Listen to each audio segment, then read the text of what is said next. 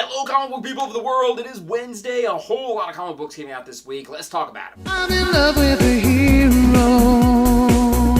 I'm in love with the one who will... First, Superman issue number 32, Superman vs. Deathstroke. Not the first time these two have met, but holy hell, you'd think that Superman would totally clean the floor with Deathstroke, but that's not the case. But then again, Slade really does think 10 steps ahead, and he does kind of have somewhat of an edge. But turns out the entire thing was really just a test set up by someone else. Who that is, I'm going to leave a mystery. Justice League issue number 30, Legacy Part 4. The children of the Justice League of the future have come back from the past. The future evil being of their universe, the Sovereign, has also followed them back. The identity and the reason why they were targeting Wonder Woman is finally revealed. Kinda, sorta. Venomverse issue number 5 of 5. This is the conclusion to this mini-story. All the Venoms from different realities have teamed up together to try to stop an alien species that has the ability to control symbiotes. And they're trying to get the Sorcerer Supreme symbiote, but luckily though, they were able to thwart it. I was hoping for a little bit more out of this mini-series. It was kinda meh, but you know what? I still was entertained. Speaking of Venom, Venom issue number 155, The Lethal Protector Part 1. The Dinosaur Men have returned back. Unfortunately though, so is another former Spider-Man villain. I'm really interested to find out how these two are gonna tussle, which is gonna probably happen in the next issue. Astonishing X-Men issue number 4. The X-Men are still stuck in the astral plane in a war in between Xavier and the Shadow King. We're not really quite sure who the good guy is and who the bad guy is in this. It could be Xavier, but then again, this may not even be Xavier. It could be just some sort of manifestation of the Shadow. Captain Phasma issue number 3.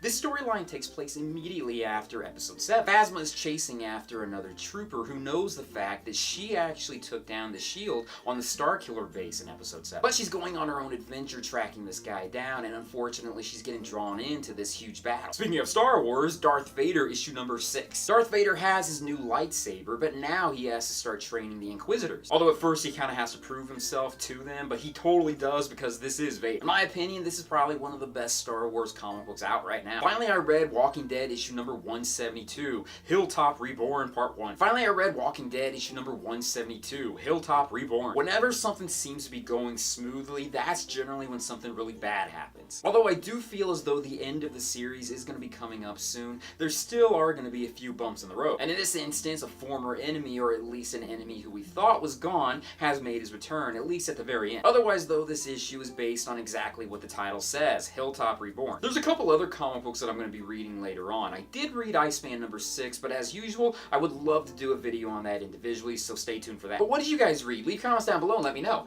Anyways, thank you guys for watching me in this video. Be sure to check out my Patreon site when you get a chance. Check out my social media sites, my websites, and everything else out there. Peace, love, namaste, and I'll see you guys later. Always win.